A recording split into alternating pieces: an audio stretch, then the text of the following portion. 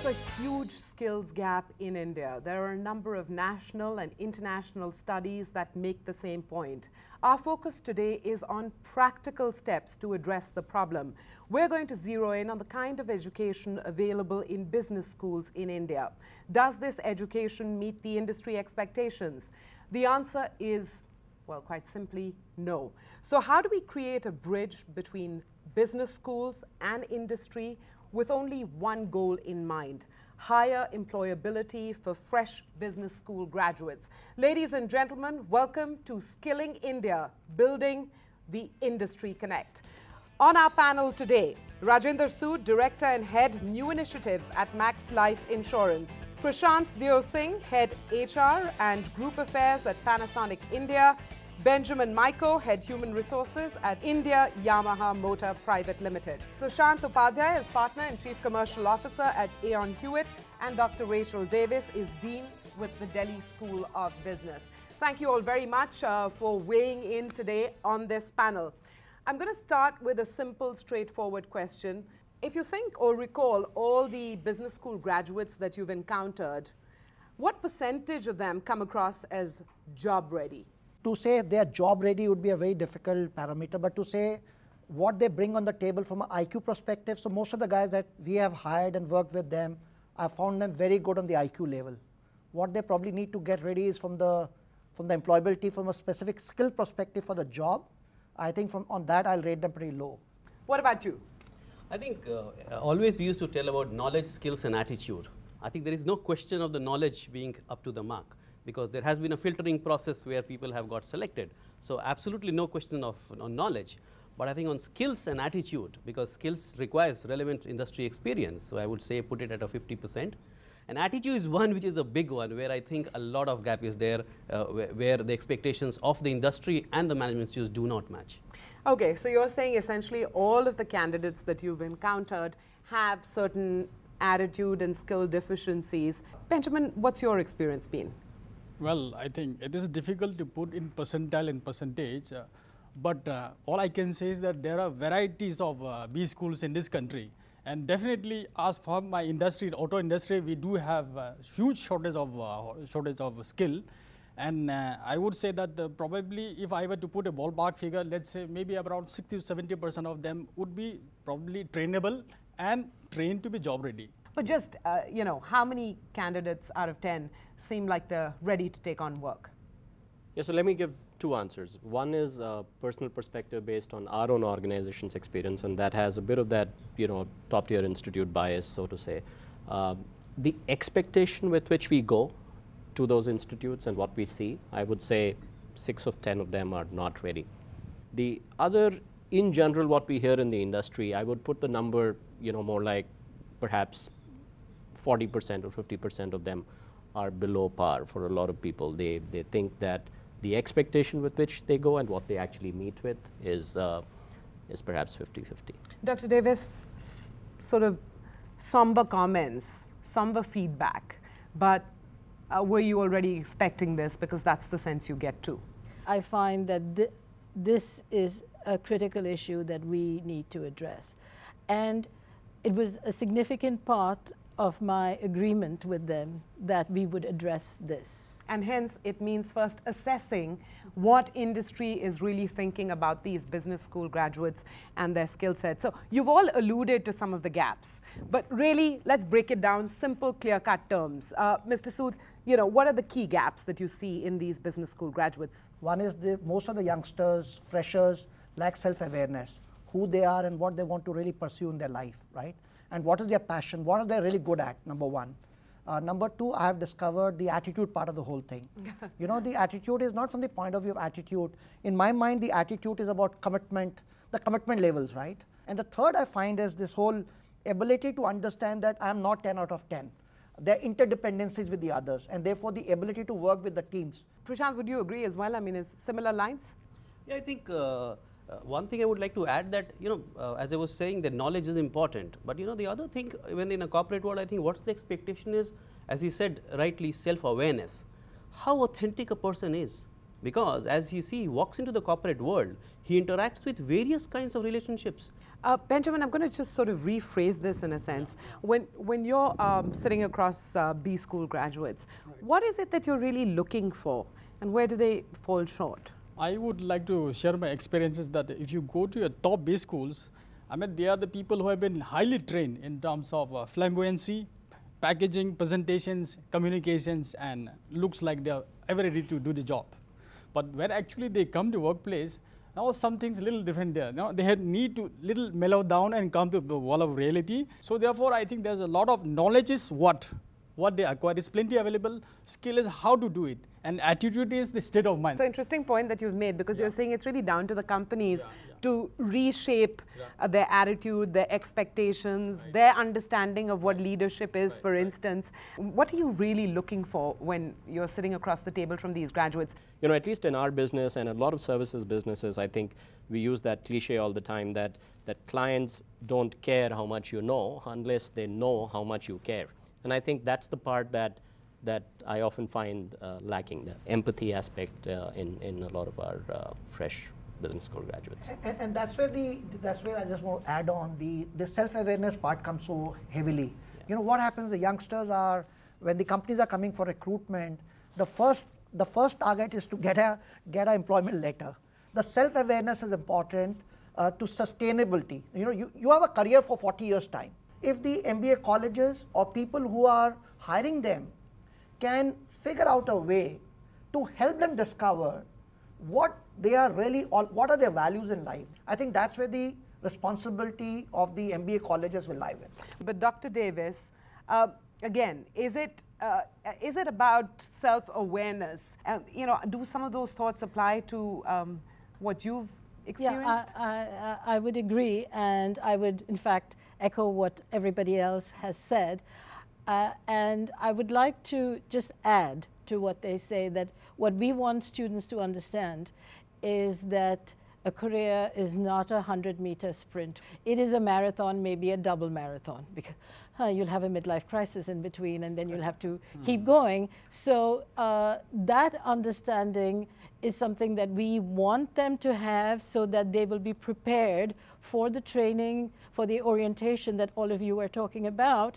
So it's not a dash, it's a marathon. How do you change the mindset? That and solutions to many of the other gaps that have been referred to by the panelists when we return after this quick break.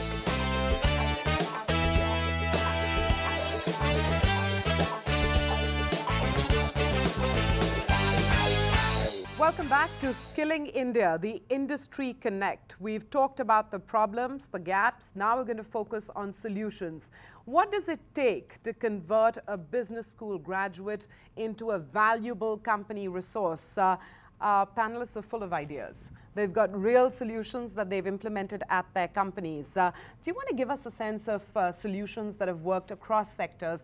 And then I'll dive into specific experiences that you've had. So I would maybe take up 2 or 3 points to highlight. One, I think a lot of the organizations, we ourselves are to blame in setting very high expectations. And all other things being equal, you know, in my humble opinion, I think if somebody with same caliber joined the industry 15 years ago, and somebody with the same caliber who is joining the industry today, will perhaps see less meteoric growth than the last 15 years have seen, just because of the economic climate and how things grew and all of that. So setting realistic expectations when we go and talk to the institutes, when we go and do the pre-placement talks, I think that itself is a very important starting point. The second thing I think is about the caliber of the people when they come in, the Gen Y, is not what we are questioning here. What we are questioning is their attitude or how they approach it and things like that, their self-awareness, etc. I think the word that I used earlier, empathy, that whether they have the empathy, I think that applies to us also as much. We believe that the way the management styles currently are, especially at the middle management level, which is a crucial crisis in India as well, we need to upskill their own capabilities in handling Generation Y. Have you come across enough companies that are A, aware of the problem, and B, are doing something about it, retooling the mid-level management? But is there evidence on the ground? There is, and some of the leading companies we know of and we are working with, we are seeing that they are focusing on how do the managers improve the quality of conversations, because the spirit of what a manager is responsible for has somehow got diluted with a lot of focus on metrics and performance, and these are 7 things and this is your KRA. So in order to put that whole structure and rigor around metrics-based management, we have lost the spirit of how a manager should interact with an employee. Solutions that have worked, that have made employees ready for the job.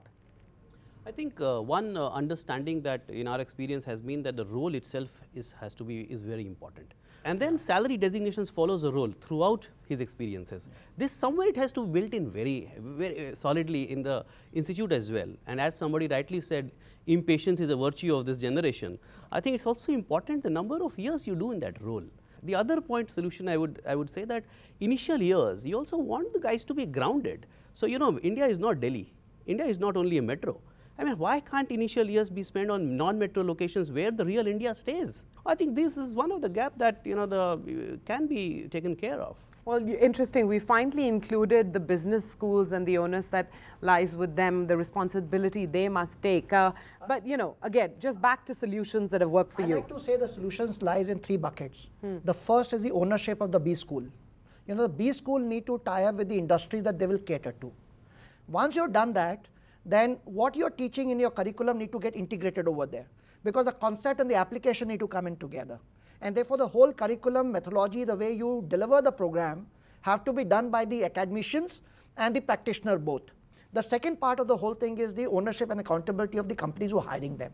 And I can name some companies who are, you know, lighthouses in the country, who have a wonderful structured program, in many ways like an internship, articleship, you know, many companies have done it all together. I think I like to saying the business and the human resources has to come in together and map what I call is the life cycle of the employee. And saying, here is the guy starting with me as a novice, I want to make him a leader in the next 5 years' time. So from a novice to a leadership, Here's how I'm going to go about it. here is the roadmap, right? Here's the capabilities. And lastly, I think I will also say one of the most effective ways I have discovered to skill people is to appoint a mentor or a coach. Yeah, and as long as it's in practice, not just in theory. So there's real mentorship and there's monitoring. When we talk about business schools taking the responsibility and in a sense partnering with industry, how practical is it? Your students would aspire to many different industries. How do you operationalize it? Have you given that much thought? Yes. The interesting thing is that most students, regardless of where they come from in the country, want to move to metros. We get over 60 to 70% of applicants have an engineering background, and they've been an engineer never, not one day in their lives. And to me, that is a lost skill because of, you know, obviously there are many reasons for that. So we have to suggest to them the scope of what they can do. And there is a perception that certain sectors of service industries will provide the kind of speed and growth that we have talked about. Given all of this, we can take inputs. Each school has its own capabilities, its own areas of excellence. And those are the areas that they should focus on, and whether it's by industry or job type, focus on getting students and companies with the same sort of disposition. When we come back, we'll reflect on teaching methods, curriculum development, and how to ensure that there's much more feedback from industry while those curriculums are being shaped. We're not talking about let's have a paper on this and a paper on that, but just in terms of broad skill set focuses. That's after this short break.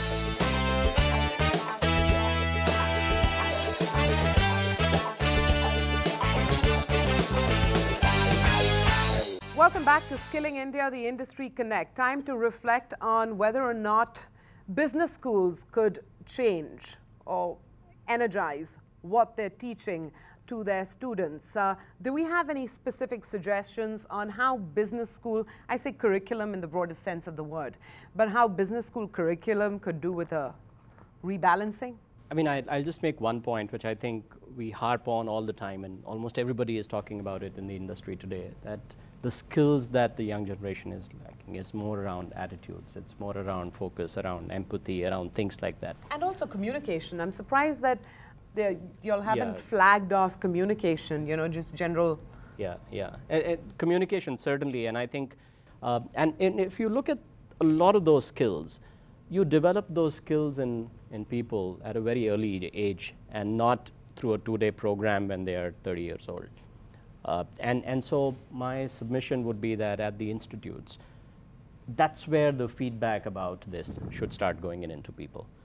Organizations, leading organizations we see are trying to move more towards competency-based hiring of people also. You know, there is a school of thought that there are no wrong people, it's only wrong jobs or wrong fit of people into jobs. So you should look for the competencies that are integral to that individual and put him in the right job. And similarly, the competencies that are critical for succeeding in a business management world should be given as inputs and feedback through some structured assessments to the students at that stage, rather than waiting for it to be done when they are 30 years old in a corporate setup, where I think maybe the time is past by which they And it's can also perhaps more prickly change those habits. to insert that aspect. Yeah. You know, do you think, and you've had global experience as well, and now you're getting a taste of India. So do you think it's practical?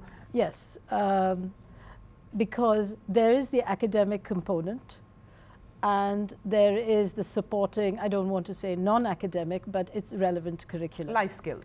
Life skills, corporate skills, whatever, life and corporate, because they both Yes. relate to each other. I find that when the problems are identified clearly and explained to students clearly, rather than just left in generalities, they take some time, but they become more sensitive to the issues. So this is something that has to go hand in hand with the academics and has to be given a lot of time. And it will take a 2-year period of constantly changing an outlook and culture. It's not going to be done in 1 module, it's not going to be done in 2 modules, it will be done over 2 years. You know, what I wanted to add is, at least the way the world is, the speed by which we are moving, every 3 years the generations are changing, all right? The environment is changing. Therefore, the company requirements are also changing. And therefore, I think one of the things that we need to do is to get ready, future ready every 3 years, all right? And I think one of the things that the B schools can do is to constantly engage with the industry as to what they are looking at 3 years from now, number one thing. Number two thing is, basis that the design need to happen of the curriculum.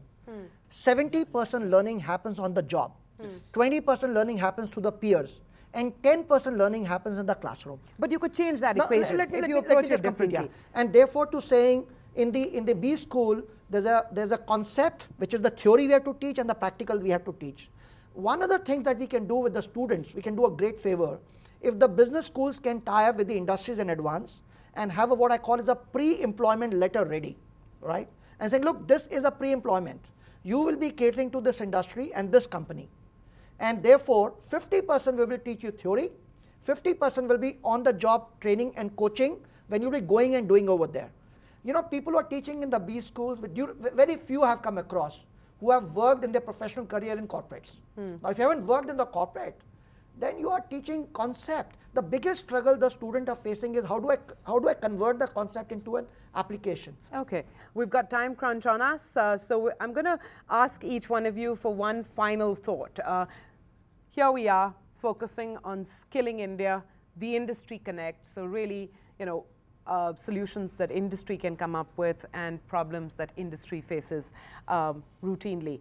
Final thoughts. Yeah, I mean, I think what we have talked about, and I'm not trying to reduce the importance of that, but it is still a little elitist. It's the top 1% institutes, the better ones, are already doing some of these things, and we are talking of taking them on a scale of 0 to 10 from 6 to 8.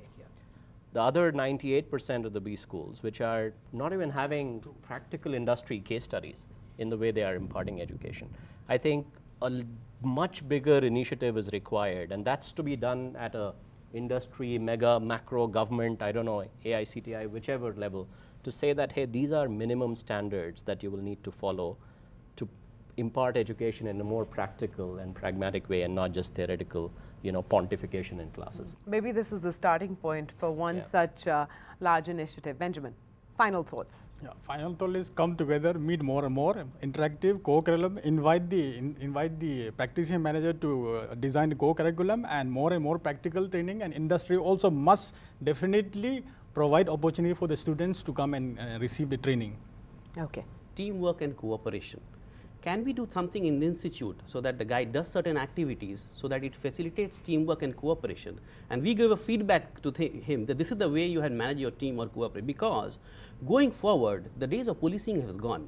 The leader is going to give an idea and the team has to and the idea has to be in line with the organizational goals, and the guys have to do teamwork, collaborate and meet that idea. Yeah. So I think that is one way to move forward on this specific thing on teamwork and collaboration. Okay, focus on that while at school, in business school. Yeah, Mr. Su. My take would be that I like to invite the student to have a long-term view of your career. You and me will work for another 40 years time, right? Number one.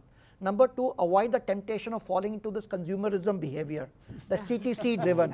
You know, so when a company comes, to your campus for Actually, recruitment, they are not responsible because there is a high inflation going on. You know, don't get tempted. Ask relevant question from the company that is coming for recruitment. You know, will I get the opportunity to do what I want to do? How will you train me? How will you coach me? How will you develop me? What kind of environment are you giving to me? How will you support me for that, right? So it really ties in with the larger point that you're making is encourage students to take a longer term view of their careers. All of this sounds perfect. Do you think that, you know, business schools have the capacity to address 20–30% of what you've just heard?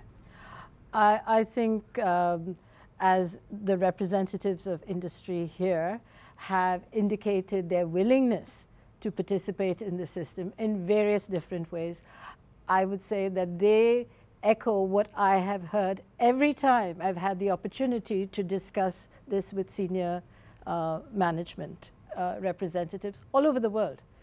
Everybody would like to give back something to the future generation, and it shall happen. And it will happen. Well, I think you've all articulated what needs to be done, what can be done, and from articulation to action, it's a journey perhaps that's already begun. Skilling India, the Industry Connect, we've come up with a whole bunch of solutions, and I hope that over the next couple of years, whenever we meet again, we won't be focusing so much on the problems, but on sharing best practices across companies, across sectors, across industries. Thank you all very much for your time and for weighing in with your valued opinion. That's it. Thanks very much for watching. But Easy Now has lots more on offer.